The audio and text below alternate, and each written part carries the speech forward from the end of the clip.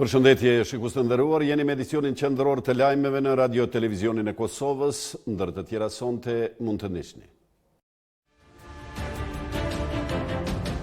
Presidenti tha që i ka takuar sot ambasadorët dhe shefat e zyreve dhe misioneve ndërkombëtare në Kosovë. Do të bëhet muze vendit tek treni famkeq me cilin regjimi serb 20 vjet më parë dëboi shqiptarët për të bërë spastrim etnik. 2 milion euro i sjell marrëveshja e nënshkruar sot nga ministri Hamza dhe ambasadori gjerman.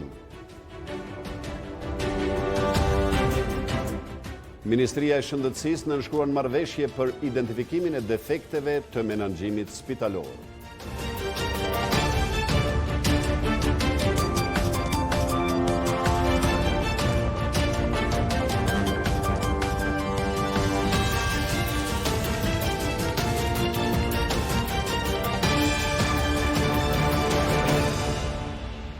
Vazhdojmë tani më gjërësisht. Presidenti Hashim Thaçi ka takuar sot ambasadorët dhe shefat e zyreve dhe misioneve ndërkombëtare në Kosovë, të cilëve u ka thënë se taksa nuk do të hiqet. Duke folur për takimin e Berlinit, presidenti theksoi se ky takim nuk mbylli dhe nuk hapi ndonjë ide apo koncept për mundësinë e arritjes marrëveshjes përfundimtare me Serbinë. Ndërkaq për pjesëmarrjen e Kosovës në takimin e ftuar për një korrik në Paris, presidenti u shpreh se Kosova në këtë takim do të jetë unike dhe do të përfaqësohet nga liderët e institucioneve, nga delegacioni shtetëror për dialogun dhe se platforma e delegacionit kosovar në këtë takim do të jetë rezoluta e Kuvendit të Kosovës. Para ambasadorëve dhe shefave të zyrave dhe misioneve ndërkombëtare në Kosovë, presidenti Thaçi tha se samiti i Berlinit dhe takimi i radhës në Paris dëshmojnë përkthimin e vëmendjes së Gjermanisë dhe Francës në çështjet e Ballkanit Perëndimor, në veçanti në procesin e dialogut në mes të Kosovës dhe Serbisë. Presidenti Thaçi tha se takimi i Berlinit as nuk mbylli dhe as nuk koncept të marrëveshjes përfundimtare Kosovë-Serbi. Presidenti mirëpriti dhe kërkesën për vazhdimin e dialogut në mes të Kosovës dhe Serbisë, marrëveshje me të cilën sipas Thaçit ruhet substanca dhe karakteri shumë etnik i vendit dhe shoqërisë, si dhe i hap rrugë integrimit në NATO dhe Bashkimin Evropian. Kreu i shtetit theksoi rëndësinë që shtetet anëtare të Bashkimit Evropian, shtetet perëndimore në përgjithësi të jenë më unike dhe më të qarta në këtë proces, e në veçanti 5 shtetet e Kuintit. Përvoja së kaluarës së afërt tregon se kur ka funksionuar ky unitet, edhe skena politike në Kosovë ka qenë unike dhe e gatshme për të lëvizur përpara, u ka thënë presidenti Thaçi diplomatëve të huaj. Para ambasadorëve dhe shefave të misioneve, presidenti Thaçi pohoi se ishte i befasuar për të keq, kur e ka mësuar që për takimin e Berlinit nuk kishte koordinim me Shtetet e Bashkuara të Amerikës. E vetmja e arritur e takimit të Berlinit, sipas presidentit Thaçi, është dakordimi i Kosovës dhe Serbisë që pas insistimit të presidentit Macron të mbahet takimi i ardhshëm në Paris më një korrik. Presidenti Thaçi tha se në takimin e Parisit më një korrik, Kosova do të jetë unike dhe do të përfaqësohet nga liderët e institucioneve, nga delegacioni shtetëror për dialogun dhe se platforma e delegacionit kosovar në këtë takim do të jetë rezoluta e Kuvendit të Kosovës. Për pengesat në zhvillimin e dialogut, presidenti Thaçi theksoi se Kosova nuk do të lejojë që dialogu të kushtëzohet nga Serbia, duke shtuar se taksa kundër prodhimeve të Serbisë do të mbetet ende në fuqi. Në fund të takimit me ambasadorët dhe shefat e misioneve ndërkombëtare në Kosovë, presidenti i Kosovës Hashim Thaçi tha se zhgënjim në takimin e Berlinit ka qenë edhe mos uniteti i vendeve të Bashkimit Evropian rreth liberalizimit të vizave për qytetarët e Kosovës. Kryeministri Haradinaj ka zhvilluar një takim pune me ambasadorët dhe diplomatët finlandez në vendet e Ballkanit Perëndimor. Haradinaj ka shkruar në Facebook se takimi është zhvilluar me qëllim të informimit të drejtë dhe të hollësishëm për hapat konkret të qeverisë në fuqizimin e sundimit të ligjit, zbatimin e reformave të gjithëmbarshme dhe agjendën evropiane të Kosovës. Kryeministri ka shprehur besimin se Finlanda me marrjen e kryesimit të Këshillit të BE-s nga një korriku do të vazhdojë të jetë zë i Kosovës në strukturat e Bashkimit Evropian. Gjithsecili e mban mend trenin famkeq me cilin regjimi serb 20 vjet më parë dëboi shqiptarët nga dheu. Ato pamje u shpërndan atë kohë në të gjithë botën derisa Blaca po mblidhte shqiptarët e larguar dhunshëm nga shtëpitë e tyre. E 20 vjet më vonë Vendi tek stacioni i këtij treni është vendosur të bëhet muze për të mos e harruar kur vendin prej nga u tentua të bëhej spastrimi etnik i Kosovës. Kështu duke i Blaca 20 vjet më parë, qindra e mijëra shqiptar të Kosovës u vendosën këtu nga dëbimi i dhënshëm nga forcat serbe. Në mes dhimbjesh dhe lotësh, 2 dekada më herët, Serbia në mënyrë të organizuar dëboi ata përmes trenit të famkeq të Blacës, i cili ishte i stërmbushur me shqiptar nga Prishtina. Krejt kjo kishte për qëllim zbrazjen e Kosovës nga shqiptarët. E ndjenjen e dëbimit e kishte përjetuar edhe Ali Kadrolli. Unë e pleqët e mi, babën dhe nanën, i kom shti për dritare trenit. Në çdo kupe kanë qenë dikon ka 25, 26 dhe 30 persona kanë qenë. 20 vjet më vonë, ky vend që tregon njërën prej historive më të tmerrshme të kosovarëve do të bëhet muze. Kështu sot ka thënë kryetari i Kuvendit të Kosovës Kadri Veseli. Si inicuesi i këtij projekti, Veseli tha se ky muze do të jetë një kujtesë për të kujtuar formën dhe vendin e depërtimit të dhënshëm mijëra qytetarëve të Prishtinës nga pronat e tyre. Ky stacion i trenit, në ditën e nesërme në Kuvendin e Republikës Kosovës do të jetë propozim që të shndrohet muze i deportimit. Muze i dëbimit të shqiptarëve nga shtëpitë e veta, le të vinë fëmijët, le të vinë gjenerata që vinë, le të vinë ndërkombëtar, le të vinë gjithë njerëzit që kanë shpirt humanitar, si e dojnë paqen, si e dojnë drejtësinë dhe le ta shiqojnë atë sobës të realitetit tonë, cilën e kanë pasur bashkëqytetarët tonë. Një dëbim i tillë sikur se ky nga serbët, Veseli thotë se kishte ndodhur edhe me shqiptarët në Sanxhakun e Nishit. Vetëm ta mendojmë dëbimin e njerëzve tonë nga Sanxhaku i Nishit. Krejt pjesa e Nishit, në pjesën më të madhe ka qenë shqiptar. Mësimet e mia të kërcënimeve të shtetit serb kur fola diçka ju ardh shumë rrezik kur e përmenda një. Por mos të harrojmë Nishi ka qenë shumë i Tribunali për gjykimin e krimeve serbe në përmasat e gjenocidit do të ndodhë, derisa ka thënë se edhe ndërkombëtarët e përkrahin këtë tribunal, duke u nisur nga Kongresi Amerikan. Shteti serb duhet me pagu për këto krime. Kriminal s'kena me la me flejt shlirë. Në gjumë kena me marë, po ja fjallën. Edhe këtë. Shteti Kosovës ka kapacitete, do t'i arreston kriminalet e luftës kudo që janë. Ndërkohë, pikërisht për këtë gjë nesër Kuvendi i Kosovës pritet të mbajë seancë. E plagë e luftës kanë mbetur edhe 1650 persona për fatin e cilëve nuk dihet ende asgjë, derisa familjarët e tyre tash 20 vjet presin në ankth një lajm për ta. Pikërisht për këtë çështje sot zëvendës kryeministri Lima i takoi familjarët e të pagjeturve, të cilëve u premtoi se kur nuk do të vihet në nënshkrim në marrëveshje me Serbinë pa u ndriçuar fati i të pagjeturve. Ishte 16 prill 1998, kur gruaja e Sali Muhaxherit nga Ferizaj ishte zhdukur gjatë luftës. Sot e asaj ditë ai nuk ka marrë asnjë lajm për fatin e bashkëshortes së tij dhe 14 të zhdukurve të tjerë në këtë qytet. Sa i përket zbardhësit të pagjeturve, me të më thonë të vërtetën, pak jemi optimist në kohën e fundit, se kanë fillu pak të bisedohet më shumë rreth këtij problemi, se viteve që po bën 20 vite, me të thonë drejtën, familjarët janë shumë pak kënaqur për këtë sene. E për të pagjeturit sot u fol në një takim të thirrur nga zëvendës kryeministri Fatmir Limaj me përfaqësuesit e shoqatave të pagjeturve. Ai dha edhe një shpresë për këta familjar. Për nënshkrim, në një marrëveshje të tillë, kur s'kena me qitë pa e pas zbardhë këtë çështje. Pa hapa të arkiva. Dhe nuk përfundon këtu, sikur që thash, edhe çto është problemi i Serbisë, sa ta dinë se çka vjen pasaj. Por për këtë çështje u shpreh skeptik Bajram Çerkini, përfaqësuesi familjarëve të zhdukurve. Të përgatitur sa duhet, nuk e di sa është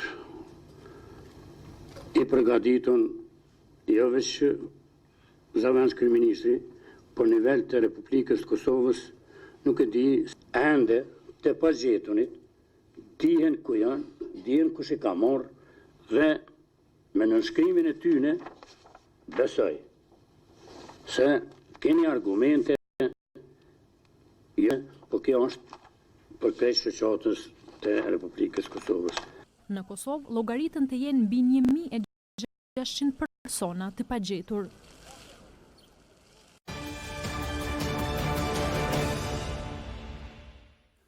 Do të ndërrojmë tani temë. Komisioni për dëbimin e shtetasve turq ka miratuar sot draft raportin e punës. Aty munguan 2 deputet e PDK-s, të cilët u kritikuan përse kanë bojkotuar punën e komisionit, por akuzat e Xhelal Sfeqles, vetëvendosjes dhe drejton Selmanajt LDK-s i mohoi Hajdar Beqja i PDK-s. Raporti i komisionit hetimor pritet të dërgohet në seancë plenare për debat dhe votim. Pas një pune gati 1 vjeçare, Komisioni për dëbimin e shtetasve turq ka miratuar draft raport. Raporti i komisionit u votua me 7 vota për munguan 2 deputetët e Partisë Demokratike të Kosovës. Në një konferencë për media, Xhelal Sfeqle e drejton Selmanaj kritikuan presidentin Thaçi dhe deputetët e PDK-s që sipas tyre e kanë bojkotuar punën e komisionit. Kryesuesi i këtij komisioni kryesore. Institucionet që kanë bërë shkelje janë presidenti i Kosovës, është AKI-ja, është policia e Kosovës, është segmentet caktuar të Ministrisë Punëve të Brendshme, por po ashtu edhe vetë Ministria e Infrastrukturës me mosveprimin e saj, duke qenë se kemi konstatuar që edhe fluturimi ka qenë ilegal. Kurse deputeti i LDK-s drejton Selmanaj tha se 31 shkeljet e gjetura janë të mjaftueshme për prokurorinë që të ngrejë atë akuzë. Unë kam përshtypjen që Komisioni Hetimor ka bërë punë më tepër se që i zhdash me pas kapacitetin e saj. Aq lehtë ka prokuroria tash mundësi për të vepruar, sepse kam përshtypjen një pjesë të madhe të punës tyre ne kemi bërë. Tash normalisht prokuroria ka organet e saj edhe më të konsoliduara dhe edhe shumë më lehtë vjen deri te urdhërdhënësi. Akuzat për bojkotim të punës i ka mohuar deputeti PDK-s Hajdar Beqja. Ai ka thënë se ka shkuar në mbledhje me vonesë, duke akuzuar LDK-n dhe vetëvendosjen se nuk kanë qenë të interesuara për debat. Teneri 21.5 të eksperti ka qenë i anshëm, sepse ka qenë i propozuar nga Sami Kurteshi dhe kryesisht ajo ekspertiza u bë në kuzhinat e LDK-s dhe të kuzhinat e vetëvendosjes, dhe nuk konsideroj që i bën do t'i ndihmoj shumë prokurorisë raporti jonë. Raporti i Komisionit Hetimor pritet të dërguhet në seancë plenare për debat dhe votim. E debati fort zhvilluar sot në Qendrore e Kosovës lidhur me gjendjen e Telekomin e Kosovës. Partitë opozitare deklaruan se Telekomit është orkestruar, se Telekomi nuk mirë, po mungesa e deputetëve ka bërë që seanca plenare mos të arritë të zhvillohet edhe pas pauzës disa orëshe. Kryesuesja e seancës Aida Dërguti e ka ndërprerë seancën për shkak të mungesës së kvorumit. Pikërisht kjo temë është diskutuar sot në magazinën informative RTKLive. Do të ndjekim një pjesë nga biseda me Artan Muratin nga KDI-ja, i cili ka theksuar se humsit më të mëdhej janë qytetarët. Humsit më të mëdhej në gjithë këtë katrahur në kuvend janë padyshim qytetarët e Republikës Kosovës, mirë po edhe zgjidhjen, qelsin e kanë pikërisht qytetarët, sepse nuk konsideroj që deputet ose individ caktuar të cilët me qëllim e bllokojnë punën e kuvendit edhe nuk e respektojnë mandatin e tyre, nuk shkojnë të marrin pjesë në mbledhjet e komisioneve edhe të seancave plenare ashtu siç ju takon me mandatin e tyre, atëherë qytetarët mund të ndëshkojnë me votë edhe të ne asnjëherë çysh shpalljes pavarësisë. Megjithatë, zoti Murati, a duhet të ndëshkohen deputetët të cilët nuk shkojnë për seanca me rregulloret që janë aktuale në fuqi? Çfarë thotë rregulloria? Ne kemi bërë presion të vazhdueshëm, atje kemi ofruar edhe rekomandime konkrete çka të përmbajë rregulloria e re, sepse me rregulloren aktuale, cila është një rregullore e miratuar në vitin 2010, nuk ka ndonjë dispoziti cila do t'i ndëshkonte deputetët. Ne kemi pa shpesh herë që deputetët vinë në seancë, vetëm nënshkruhen në listën e pjesëmarrjes, edhe pastaj dalin prej seancës dhe nuk vazhdojnë të jenë pjesë e saj.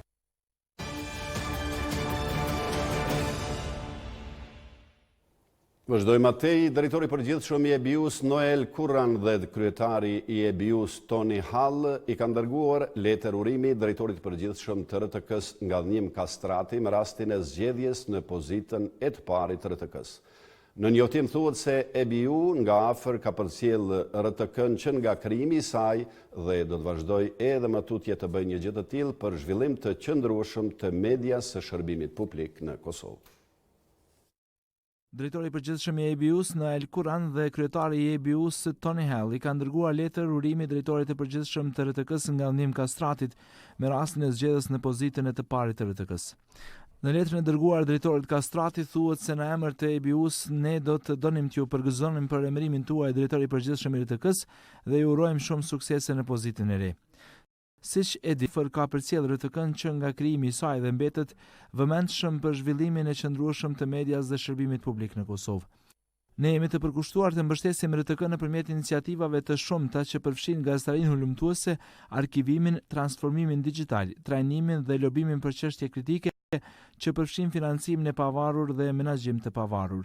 Gjithashtu ne jemi të angazhuar në mënyrë aktive në Bashkimin Evropian në financim të asistencës teknike për Ballkanin Perëndimor për të ndihmuar reformat e mediave të shërbimit publik dhe të promovojë shkëmbimin e praktikave më të mira në një media që ndryshojnë në mënyrë. Ne jemi të sigurt se gëzojmë këtë mundësi për t'ju ftuar të vizitoni EBU në Gjenevë. Do të jetë kënaqësi të ju takojmë personalisht dhe të diskutojmë se si ne mund të vazhdojmë të mbështesim organizatën tuaj dhe çështje të tjera me rëndësi për aktivitetet e juaja. Ndërkohë ne do të dëshironim t'ju ftojmë si vëzhgues për të marrë pjesë në asamblenë e përgjithshme verore që do të mbahet në Oslo me 27 dhe 28 qershor. Thuhet në letrën zyrtare të EBU-s, drejtuar drejtorit të përgjithshëm të Radio Televizionit të Kosovës Lajmet Kastrati. 2 milion euro i sjell marrëveshja nënshkruar sot nga Ministri i Financave Bedri Hamza dhe ambasadori gjerman në Kosovë Christian Hell, të cilët nënshkruan sot marrëveshjen implementuese për fazën e 4 të projektit për qeverisjen e mirë financiare. Ministri i Financave Bedri Hamza dhe ambasadori gjerman në Kosovë Christian Hell nënshkruan sot marrëveshjen implementuese për fazën e 4 të projektit për qeverisjen e mirë financiare ndërmjet qeverisë së Republikës së Kosovës dhe Gjermanisë. Ministri Hamza tha se kjo marrëveshje në këtë fazë sjell për Kosovën. Sot e nënshkruam marrëveshjen e radhës në vazhdim e shumë marrëveshjeve që kemi nënshkruar deri tani. Një marrëveshje që është faza 4 e projektit të qeverisjes së mirë financiare në vlerë prej 2 milionëve, kontribut financiar pa kthim që unë zakonisht e tham janë para fal për neve kosovarët. Sipas Hamzës, të gjitha studimet tregojnë se investimi në ngritjen e kapaciteteve humane të qeverisjes së mirë, llogaridhënies e transparencës janë ndër investimet më të mira. Vazhdimi i këtij projekti sigurisht se do të na ndihmon që edhe më tutje ta ngrisum efikasitetin dhe eficiencën, ta rrisum vlerën për paratë investuara. E ambasadori gjerman tha se Gjermania do ta mbështesë Kosovën në vazhdimsi. Kjo është përpjekje e përbashkët me Ministrinë e Financave, Parlamentin, me komisionet përgjegjëse dhe administratën tatimore. Përpjekjet e tilla ekipore do të sjellin rezultate. Ne si Gjermani me institucionet tona që i kemi këtu, jemi për të ndihmuar vendin të lëviz drejt Bashkimit Evropian. Ambasadori Helt shtoi se njëri nga sukseset e mëdha për të cilën e përgëzon qeverinë është lansimi i portalit të transparencës buxhetore, çka e forcon qeverisjen e mirë financiare në Kosovë, me theks të veçantë llogaridhënien, transparencën dhe efektivitetin në procesin e punës. Një marrëveshje bashkëpunimi e kanë nënshkruar sot edhe drejtues të Ministrisë së Shëndetësisë dhe Kompanisë Gjermane ICM me menaxhimin spitalor kosovar. Marrëveshja e cila do të identifikojë defektet e menaxhimit spitalor në Kosovë është pjesë e projektit të shëndetësisë kosovare me Bankën Botërore, e cila do të zgjasë 6 muaj me mundësi vazhdimi. U nënshkrua marrëveshje bashkëpunimi mes drejtuesve të Ministrisë së Shëndetësisë, Kompanisë Gjermane ICM dhe Bankës Botërore për menaxhimin spitalor në Kosovë. Me këtë marrëveshje, kompania gjermane do të identifikojë problemet në shërbimin spitalor, do të krijojë zgjidhje të qëndrueshme të bazuar në praktika ndërkombëtare. Projekt i cili do të ofrojë një kthes të re një drejtim të ri për gjitha spitalet tona, do të ngrihet kualiteti menaxhimit, do të shihen nevojat tona menaxheriale, do të bëhen trajnime, do të ngriten kapacitetet financiare, kapacitetet administrative. Nënshkruesit e kësaj marrëveshje e vu në dukje se buxheti është mirë që është duke u shpenzuar në sistem shëndetësor i cili ndikon drejt për drejt në jetën e qytetarëve. Si ambasador gjerman jam shumë i kënaqur që një kompani gjermane ka fituar mbështetjen nga banka botërore dhe që ajo do të bëjë ngritjen e kapaciteteve të shërbimit spitalor në spitalet e Kosovës, pasi Gjermania ka një përvojë të madhe në shërbimin shëndetësor.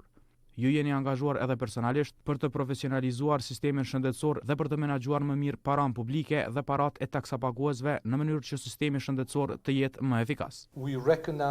Ne kuptojmë që ngritja e kapaciteteve është njëri nga çështjet kryesore më të rëndësishme për sektorin e shëndetësisë kosovare. Kapacitetet për menaxhimin spitalor është e rëndësishme për të arritur edhe cilësia shëndetësore. Ne jemi të nderuar që jemi partner të kësaj marrëveshje. Njëherësh jemi të nderuar për besimin tuaj dhe për ato zgjidhje që mund t'i sillim këtu në Kosovë dhe t'i zbatojmë ato në aspektin e menaxhimit spitalor. Marrëveshja e nënshkruar është pjesë e projektit të shëndetësisë kosovare me Bankën Botërore, e cila do të zgjasë 6 muaj me mundësi vazhdimi. Udhëheqësit e Ministrisë së Shëndetësisë theksuan se janë në një fazë të re të funksionalizimit të fondit për sigurime shëndetësore. 3 milion euro i ka ndarë sot Ministria e Mjedisit për financimin e disa projekteve mjedisore për 4 komuna. Bëhet fjalë për komunën e Skënderajt, Vitis, Deçanit dhe Istogut. Kësaj Ministria e Mjedisit për këtë vit ka planifikuar realizimin e 84 projekteve përmes të cilave do të ndihmojë komunat në çështjet mjedisore. Ministria e Mjedisit dhe Planifikimit Hapësinor ka ndarë mbi 3 milion euro për financimin e disa projekteve mjedisore për 4 komuna. Pas nënshkrimit të memorandumit të bashkëpunimit me kryetarët e komunave të Vitis, Skënderajt, Deçanit dhe Istogut, Ministri Fatmir Matoshi tha se për do të përmirësve. Jam e përkushtuar që si ministri një dikasteri të rëndësishëm për komunat, po edhe për qytetarët, të dalë në ndihmë të gjithë kryetarëve të komunave për t'i shtyrë përpara projektet që kanë të bëjnë me mjedisin. Vitia është ndihmuar me rreth 400.000 euro për vazhdimin e projektit të rregullimit të shtratit të lumit Morava. Skënderaj dhe Deçani janë financuar me projekte kryesisht për rregullimin e rrjeteve të kanalizimit. Istogu është financuar për 2 projekte, ndërtimin e parkut të qytetit dhe ndërtimit të një kanali të ujitjes. Është një projekt tjetër të rëndësishëm është për kanali ujitjes që do ndikoj në zhvillimin e asaj zone aty. Nga dalë po shkojmë të e përmbyll këtë ciklin e infrastrukturës, qoftë kanalizimet, qoftë në infrastrukturë logore, edhe qoftë në ambjente kemi marrë po më prej me kohë të fundit. Do të jenë projekte të mirëpritura për qytetarët e atij veni, dhe shpresoj që do të kemi bashkëpunim të ardhmen edhe më të mirë. Lumin Morava, cilin po e kthejmë gradualisht me këtë nënshkrim memorandumin përparësi nga fatkeqësia që keshme për shkak përmbytjeve që në kanë shkaktuar domën me deceni edhe ekonomike edhe familjore dhe bujqësore. Ministria e Mjedisit dhe Planifikimit Hapësinor në vitin 2019 ka planifikuar realizimin e 84 projekteve përmes të cilave do të ndihmojë komunat për çështje mjedisore. Besim mende tek çështjet mjedisore, banorët e 6 fshatrave të Gjakovës kanë protestuar sot kundër gurthyesve në këtë zonë. Ata po ankohen se kjo zonë e shpallur turistike po vazhdon të dëmtohet. E me shqetësimet e banorëve po pajtohet edhe kryetari i komunës Ardian Gjini. Banorët e fshatrave Kusar, Dal, Pjetërshan, Lipovec, Raq dhe Moglic kanë protestuar sot kundër gurthyesve në këtë zonë. Duke folur në emër të banorëve të këtyre 6 fshatrave, Krist Gjokaj tha se kjo zonë që u shpall turistike nga kuvendi komunal nuk duhet të lejohet të dëmtohet. Si komunitet kemi bërë ankesë dhe peticion komunës dhe ministrive përgjegjëse që urgjentisht të ndalohet puna kompanisë, e cila është duke hapur rrugët për gurthys në këtë zonë. Edhe protestuesit janë shprehur kundër degradimit të kësaj zone. E kështu si ju bëjmë thirrje komunës edhe ministrisë, këtë zonë mbrojtje ta ndalojnë këtë njeri, këtë individ, cili për interesat veta do të mi shkatërrojë shumë fshatra, edhe zonën e mbrojtje këtu ku është edhe vend turistik. Me shqetësimin e banorëve po pajtohet edhe kryetari i komunës Ardian Gjini. Ne kam kërkuar prej tyre që mu revoku kjo leje për eksploatim aty, janë disa arsye reale. Arsyeja e parë është që ajo zonë është e parapame për rekreacion dhe komuna e Gjakovës si vjet është duke investuar në hapjen e shtigjeve dhe qasjes për shpellat në fshatin Kusar. Do është një investim i komunës që bëhet për shëndrimin e asaj pjese në pikë turistike. Në të njëjtën kohë me Ministrinë e Transportit jemi duke e ndërtuar rrugën për majet kunore.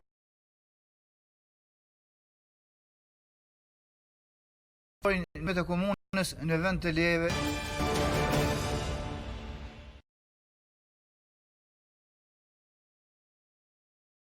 Punuan nga shpreh zëvendës kryeministri Fatmir Lima gjatë vizitës në njërin nga kompanitë e përpunimit të drurit. Ndalimi i eksportimit të masës drusore ka gëzuar përfaqësuesit e industrisë së drurit. Menaxheria e njërës prej kompanive më të mëdha në vend të përpunimit të drurit, Vjosa Ukaj, tha se mbrojtja dhe përkraja nga shteti e zhvillon ekonominë. Ndikon në funksionimin dhe qëndrueshmërinë e kësaj lëndë dhe po ashtu ndikon që këto lëndë të përpunohen në Kosovë, pastaj të vinë të ne si kompani dhe pastaj të dalin si tohen normal nga këto. Për t'i pa fundit, zëvendës kryeministri Fatmir Limaj së bashku me ministrin e tregtisë dhe industrisë Endrit Shala vizituan kompaninë Elnor. Limaj siguroi prodhuesit se masa të tilla mbrojtëse për prodhuesit vendor do të merren në vazhdimsi.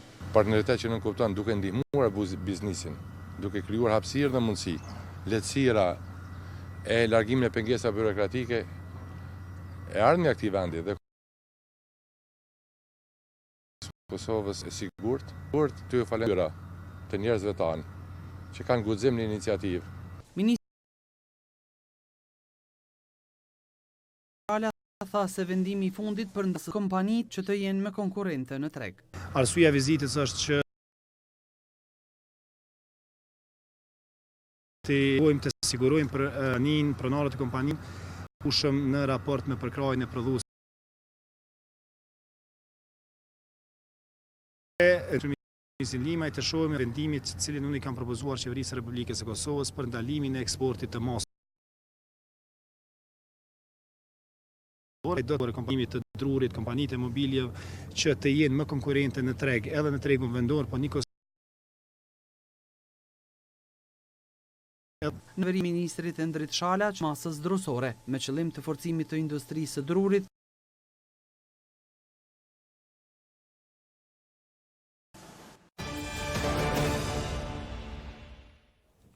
Me rastin e 20 vjetor të lartë u QK-sa dhe Mula i Dërstet të bim përkujtimor me që rast të bën homazhe vendosur buqeta lur dëshmorëve në fshatet e kompe të dëshmorëve të UQK-s në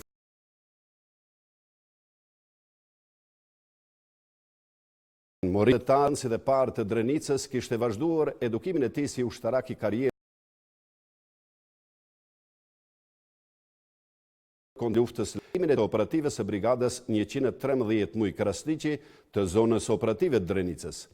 Gjatë viteve 1998-99 ishte pjesëmarrës në betejat e zhvilluara në Drenicë, kryesisht në fshatrat Trstenik, Poluzh, Likovc, Abri dhe Bajic.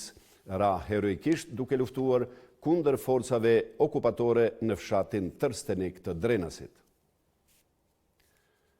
Komuna e Prizrenit dhe Jetimtë e Ballkanit nënshkruan marrëveshje për ndërtimin e 30 shtëpive për nevojtarë. Përveç kësaj marrëveshje, Komuna e Prizrenit këtë vit me të hyrat komunale pritet të ndërtoj edhe 30 shtëpi të tjera, ndërkaq do të rinovoj edhe 30 shtëpi dhe 30 kulme duke bërë kështu zgjidhjen e problemit banimit për më së paku 120 familje nevojtare.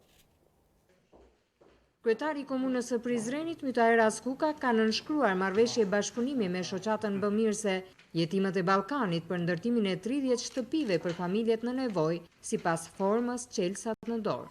Këto shtëpi do të ndërtohen gjatë këtij viti kalendarik. Fundja të gjitha këto shtëpi do të bëhen si vjet, edhe do të dorëzohen në afat. Unë edhe njerë falenderoj organizatën e Jetimët e Ballkanit për punën që e bëjnë jo vetëm në këto ndërtimin e shtëpive, po në kuzhinën popullore. Halil Kastrati nga kjo shoqat tha se së bashku me marrëveshjen e vitit kaluar, numri i familjeve që do të në 50, duke e cilësuar kështu komunën e Prizrenit si komuna e cila ka përfituar më së shumti. Ke memorandum me bashkëpunim të komunëve në Shqipëri, ashtu si kemi thonë, si vjetë planifikohet nga jetimat e Ballkanit ndërtohen 400 shtëpi, starton me 31 maj, shtëpia pleqve një projekt 2.3 milion euro në gjinës të Suharit. Ramazani do të fillojë ndërtimi i 15 shtëpive. Ju njoftoj se nga ora 22 në kanalin RTK3 në kuadër të magazinës informative dhe e drejta e privatësisë. Sfida këto serioze të shoqërive që po jetojnë digital internet, mundan rrjetin social Facebook. To pra ishin informacionet e përgatitura